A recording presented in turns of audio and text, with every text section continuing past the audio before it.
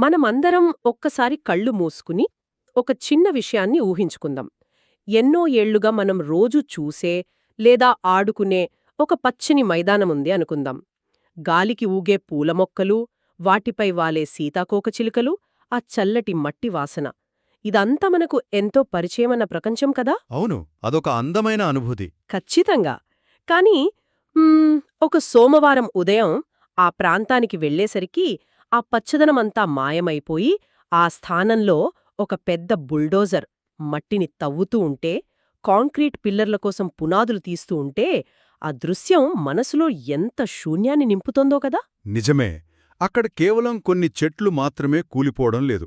ఆ ప్రదేశంతో మనకున్న ఒక అనుబంధం, ఒక ప్రాణశక్తి దెబ్బతిన్నట్లనిపిస్తోంది. అదేంటంటే ఇక్కడ అసలైన ఆశ్చర్యకరమైన విషయం ఒకటుంది. ఆ ఎగిరే సీతాకోకచిలుక మన పర్యావరణంలో ఎంత భాగమో, ఆ నిర్దాక్షిణ్యంగా తవ్వుతున్న బుల్డోజర్, ఆ రాబోయే కాంక్రీట్ భవనం కూడా అంతే స్థాయిలో మన పర్యావరణంలో భాగమే అని చెబితే ఎలా ఉంటుంది? వినడానికి కాస్త విచిత్రంగా అనిపించవచ్చు, కానీ అది 100% నిజం. ఆ పచ్చని మైదానం కాంక్రీట్ అడవిగా మారటమనేది కేవలం ఒక దృశ్యపరమైన మార్పు మాత్రమే కాదు. అవును. అది వందలాది ప్రాణుల, వృక్షాల మధ్య ఉన్న ఒక సూక్ష్మమైన రసాయన, జీవసంబంధమైన మార్పిడి ఆగిపోవడానికి సంకేతం. అంటే మనిషికి, ప్రకృతికి మధ్య ఉన్న ఒక పాత ఒప్పందం రద్దయిపోయి కొత్త సమీకరణాలు మొదలవుతున్నాయనడానికది నిదర్శనం. సరిగ్గా చెప్పారు. ఈరోజు మన ఈ లోతైన విశ్లేషణలో మన చుట్టూ ఉన్న ప్రపంచాన్ని, అంటే మనం పర్యావరణం అని పిలిచేదాన్ని ఒక సరికొత్త కోణంలో చూడబోతున్నాం. పాఠ్యపుస్తకాల నిర్వచనాలను పక్కనపెట్టి అసలు ఈ భూమికి, మనకీ మధ్య ఉన్న ఆ కంటికి కనిపించని సంక్లిష్టమైన మెకానిజం ఎలా పనిచేస్తుందో విడమర్చి చూద్దాం. ఖచ్చితంగా. దీనికి ఒక మంచి ఉదాహరణతో మొదలుపెట్టొచ్చు. చెప్పండి. రవి అనే ఒక చిన్న పాఠశాల విద్యార్థికి సరిగ్గా ఇందాక మనం అనుకున్న అనుభవమే ఎదురైంది. సెలవుల తర్వాత ఎంతో ఉత్సాహంగా బడికొచ్చిన రవి తన పాఠశాల పక్కన ఉన్న ఏకైక ఆటస్థలం తవ్వబడి ఉండటాన్ని చూస్తాడు. అబ్బా, పాపం. అక్కడ భారీ బహుళాంతస్తుల భవనం రాబోతోందని తెలుసుకుని ఏడ్చేస్తాడు. తన చిన్నారి ప్రపంచం నాశనమైపోయిందన్న ఆవేదన అది. ఉదయం అసెంబ్లీలో వాళ్ళ ప్రిన్సిపాల్ గారు కూడా మన పర్యావరణం ఎంత వేగంగా మారుతోందో చూడండి అని విచారంగా అంటారు. అంటే ఆ ప్రిన్సిపల్ గారి మాటల వెనుక ఉన్న అసలు అర్థం కేవలం చెట్లు పోయాయన్న బాధ మాత్రమే కాదు, మనం సృష్టిస్తున్న కొత్త ప్రపంచం ఎలాంటిది అన్న ఒక తీవ్రమైన హెచ్చరిక కూడా దాగి ఉంది. అవునా? అవునవును. ఆ బాలుడి కన్నీళ్లు కేవలం ఒక ఆట స్థలాన్ని కోల్పోయినందుకు మాత్రమే కాదు, మానసికంగా తాను కనెక్టైన ఒక భౌతిక ప్రదేశం ఇక లేదన్న అభద్రతాభావమది. మనుషులకు తమ చుట్టూ ఉన్న పరిసరాలతో విడదీయరాని బంధముంటుంది. నిజమే. తర్వాత తరగతి గదిలో ఉపాధ్యాయుడు రవికి పర్యావరణమంటే ఏమిటో వివరిస్తూ, నీ చుట్టూ నువ్వు చూసే ప్రతీదీ నీ పర్యావరణమే అని చెబుతాడు. ఇది ఎంత లోతైన వాస్తవమో మనం గమనించాలి. ఈ ఎన్విరాన్మెంట్ అనే పదం ఫ్రెంచ్ పదం ఎన్విరానర్ నుండి ఉద్భవించింది. ఎన్విరానర్ అంటే కేవలం ప్రకృతి అని కాదు, పొరుగు లేదా మనల్ని ఆవరించి ఉన్న ప్రతిదీ అని అర్థం. ఓహో, అలాగా. అంటే దీని ప్రకారం చూస్తే నేను రోజూ కూర్చునే నా ఆఫీస్ కుర్చీ, ట్రాఫిక్ జామ్లో నేను పీల్చే ఆ పొగ, నా చేతిలో ఉన్న స్మార్ట్ ఫోన్, చివరకు మనం నివసించే సమాజంలోని రాజకీయ, ఆర్థిక పరిస్థితులు, అవును, ఇవన్నీ అక్షరాల పర్యావరణమే అంటారా? అంటే కేవలం అడవులు, నదులే పర్యావరణం అనే భ్రమ నుండి మనం బయటకు రావాలన్నమాట. ఖచ్చితంగా బయటకు రావాలి. ఉపాధ్యాయుడు రవికి స్పష్టం చేసింది కూడా అదే. పర్యావరణాన్ని మనం విశాలమైన కోణంలో ప్రధానంగా 3 వ్యవస్థల కలయికగా చూడాలి. ఆ 3 వ్యవస్థలేంటి? మొదటిది సహజ వాతావరణం. అంటే ప్రాణమున్న మొక్కలు, జంతువులు, ప్రాణంలేని గాలి, నీరు, నేల. రెండవది మానవ నిర్మిత వాతావరణం.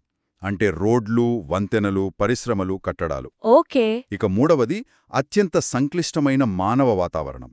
అంటే ఒక వ్యక్తి చుట్టూ ఉన్న కుటుంబం, మతం, ఆర్థిక వ్యవస్థ, విద్యా వ్యవస్థ, రాజకీయ పరిస్థితులు. వావ్, ఇది చాలా విస్తృతమైన అర్థం కదా. అవును.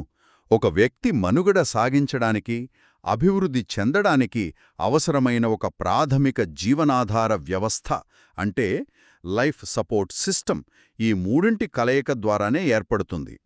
ఇది మనం తినే ఆహారాన్ని, పీల్చే గాలిని ఇవ్వడమే కాదు, మన ఆలోచనలను కూడా శాసిస్తుంది. ఈ ప్రాథమిక జీవనాధార వ్యవస్థ అనే పదం నాకు భలే ఆసక్తికరంగా అనిపిస్తోంది. దీన్ని మనం ఒక భారీ అంతరిక్ష నౌక అంటే స్పేస్ షిప్లా ఊహించుకోవచ్చా? ఖచ్చితంగా ఊహించుకోవచ్చు. అంటే ఆ నౌకలో ఆక్సిజన్ అందించే యంత్రాలు, ఉష్ణోగ్రతను కంట్రోల్ చేసే వ్యవస్థలు ఎలా ఉంటాయో మన భూమి కూడా తన చుట్టూ అలాంటి ఒక వ్యవస్థను నిర్మించుకుంది అనిపిస్తోంది.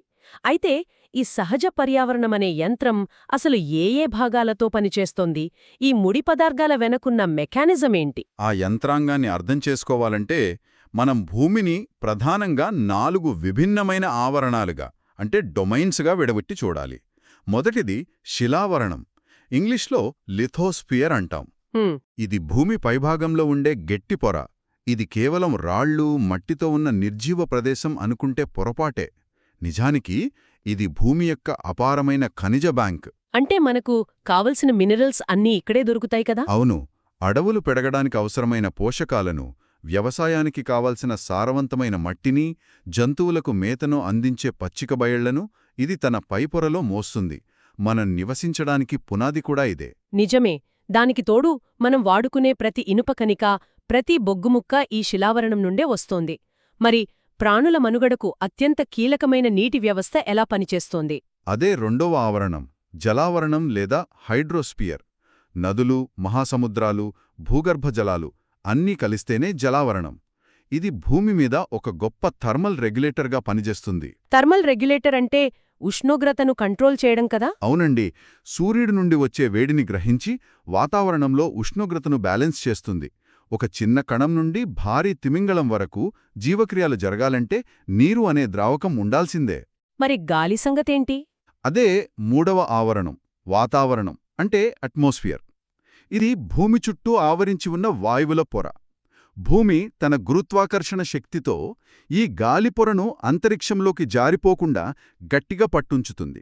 ఈ వాతావరణం కేవలం మనం శ్వాస పీల్చుకోవడానికి మాత్రమే కాదు కదా, ఇది భూమికి ఒక రక్షణ కవచంలా పనిచేస్తుందని నేను చదివాను. అవును, కరెక్టే. వాతావరణంలో ఉండే ఓజోన్ పొర సూర్యుడి నుండి వచ్చే హానికరమైన అల్ట్రావయోలెట్ కిరణాలను అడ్డుకుంటుంది. అదొక న్యాచురల్ ఫిల్టర్ అన్నమాట. సరిగ్గా చెప్పారు. అలాగే గ్రీన్హౌస్ ఎఫెక్ట్ వల్ల భూమి మీద రాత్రిపూట ఉష్ణోగ్రతలు అమాంతం పడిపోకుండా ప్రాణులు జీవించడానికి అనువైన వెచ్చదనం నిలిచి ఉంటుంది. గాలి, నీటి ఆవిరి, దుమ్ము కణాలు నిరంతరం కదులుతూ ఉండటం వల్లే మనకు వర్షాలు, ఋతువులు ఏర్పడుతున్నాయి. వావ్! ఇదంతా వింటుంటే ఒక అద్భుతమైన ఇంజనీరింగ్ అద్భుతంలా అనిపిస్తోంది నాకు. నిజమే కదా? అంటే శిలావరణం ఒక గట్టి పునాది ఇస్తే, జలావరణం ఇంధనాన్ని ఇస్తుంది, వాతావరణం రక్షణ కవచంలా నిలుస్తోంది. కాని మరి ప్రాణం ఎక్కడ పుడుతుంది?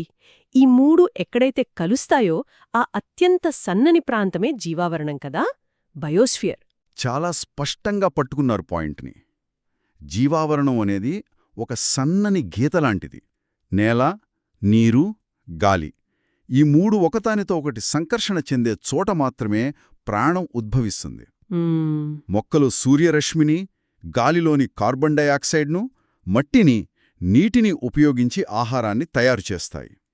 ఆ ఆహారం మీద జంతువులు, మనుషులు ఆధారపడతారు. ఈ బయోస్ఫియర్ లేకపోతే మిగతావి ఎన్ని ఉన్నా భూమి ఒక నిర్జీవ గ్రహంలాగే ఉంటుంది. అయితే ఇక్కడ నాకు ఆలోచనొస్తోంది. ఈ జీవావరణం అనేది భూమి అంతటా ఒకేలా పనిచేస్తుందా? అంటే భౌగోళిక పరిస్థితులు మారినప్పుడు ఈ న్యాచురల్ ఫ్యాక్టరీ ఉత్పత్తి చేసే ప్రాణులు, వాటి జీవనశైలి కూడా మారాలి కదా? ఖచ్చితంగా మారుతుంది. దీనికి రవి వాళ్ళ తరగతి పిల్లలు ఒక ఎన్సీసీ క్యాంప్లో పంచుకున్న అనుభవాలు కరెక్ట్ ఉదాహరణ అనుకుంటా. అవును, ఆ కథ కూడా చాలా ఆసక్తికరంగా ఉంటుంది. కేరళ నుండి వచ్చిన జెస్సీ తమ ఊరిలో ఎడతెరిపి లేకుండా కురిసే వర్షాల గురించి, ఆ పచ్చని కొబ్బరి తోటల గురించి ఆశ్చర్యంగా చెబుతుంది. కాని రాజస్థాన్లోని జైసల్మేర్కు చెందిన హీరా అనే అబ్బాయి తమకసలు వర్షాలే రావనంటాడు. అవును, ఎటు చూసినా ఇసుక, కీకర్ చెట్లు మాత్రమే కనిపిస్తాయంటాడు. ఆ ఇద్దరు పిల్లల సంభాషణ కేవలం 2 ప్రాంతాల వర్ణన మాత్రమే కాదు. ప్రకృతి తన పరిస్థితులకు అనుగుణంగా ఎప్పటికప్పుడు తనను తాను ఎలా మార్చుకుంటుందో చెప్పే పరిణామక్రమమది. దీన్నే ఎవల్యూషనరీ అడాప్టేషన్ అంటారు. అంటే పరిస్థితులకు తగ్గట్టు సర్దుకుపోవడం. అవునండి. కేరళలో నీరు, వాతావరణం పుష్కలంగా ఉన్నాయి కాబట్టి అక్కడ ఎనర్జీ చాలా వేగంగా ప్రవహిస్తుంది. దట్టమైన అడవులు పెరుగుతాయి. కాని జైసల్మేర్లో నీరు తక్కువ కదా. అవును, ఎడారి ప్రాంతం కదా. కాబట్టి ఆ ప్రాంతం ఒక శక్తిని ఆదా చేసే వ్యవస్థగా మారుతుంది. అందుకే హీరా చెబుతాడో అక్కడ ఒంటెలు, పాములు, బల్లులు ఉంటాయని. ఎందుకంటే ఆ జంతువులు తక్కువ నీటితో బతికేలా తమ శరీరాన్ని మార్చుకున్నాయి. దానికి తగ్గట్టే మనుషులు కూడా తమ ఆహారపు అలవాట్లను, కట్టుకునే ఇళ్లను మార్చుకుంటారు. దీన్ని మనం ఒక జీవ సంబంధమైన స్టాక్ మార్కెట్ లాగా అనుకోవచ్చా? స్టాక్ మార్కెటా? అంటే ఎలా?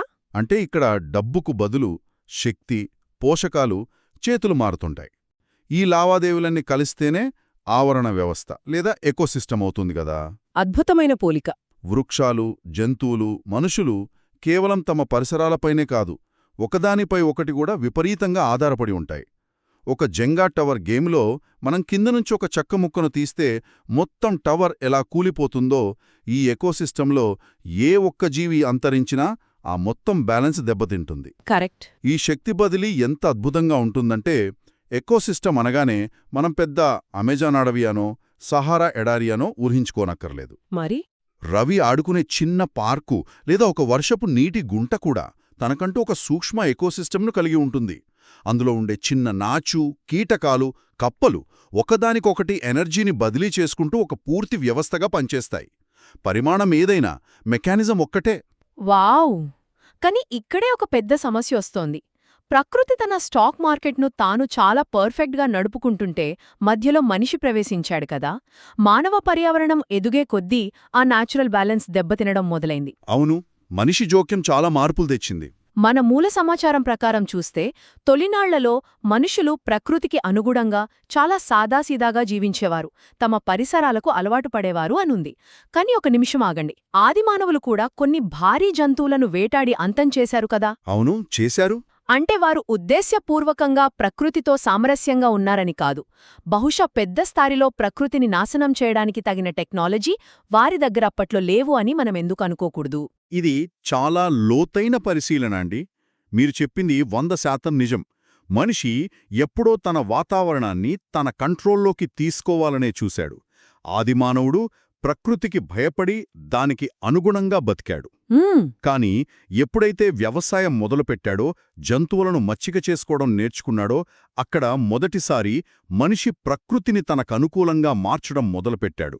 చక్రం కనిపెట్టడం, ఆహారం మిగులు ఉత్పత్తి కావటం ఈ క్రమాన్ని మరింత వేగవంతం చేశాయి. అక్కడి నుండే మానవ పర్యావరణం ఒక కొత్త మలుపు తిరిగింది. ఈ మిగులు ఆహారం రాగానే బాటర్ సిస్టమ్ అంటే వస్తు మార్పిడి విధానం మొదలైందని మనం చూశాం. అంటే డబ్బు లేని కాలంలో ఒకరికి గోధుమలిచ్చి మరొకరి దగ్గర బట్టలు తీసుకోవడం లాంటిది. అవును, ఇది పైకి చూడ్డానికి ఒక సాధారణ లావాదేవీలా కనిపిస్తుంది. కాని లోతుగా ఆలోచిస్తే ఈ బాటర్ సిస్టమ్ అనేది మనిషి తన లోకల్ ఎకోసిస్టమ్ మీద ఆధారపడటాన్ని తగ్గించిన మొదటి అడుగు అనిపించట్లేదా? ఎలా అంటే? ఎందుకంటే తన చుట్టూ దొరకని వస్తువులను కూడా అతడు వేరే ప్రాంతం నుండి మార్పిడి ద్వారా పొందగలుగుతున్నాడు కదా. ఇక్కడే డిస్కనెక్ట్ మొదలైంది అనిపిస్తోంది. ఖచ్చితంగా అంతే. అద్భుతమైన పాయింట్ పట్టుకున్నారు. బాటర్ సిస్టమ్, ఆ తర్వాత వాణిజ్యం పెరగడం వల్ల మనిషి భౌతికంగా తన చుట్టూ ఉన్న వాతావరణంపై ఆధారపడటం, మానసికంగా తెగిపోవడం మొదలైంది. అవును. ఆ తర్వాత వచ్చిన పారిశ్రామిక విప్లవం అంటే ఇండస్ట్రియల్ రెవల్యూషన్ పరిస్థితిని పూర్తిగా మార్చేసింది. ప్రకృతిలో సహజంగా జరిగే శక్తి బదిలీని మనిషి ఒక రకంగా హ్యాక్ చేశాడు అనొచ్చు.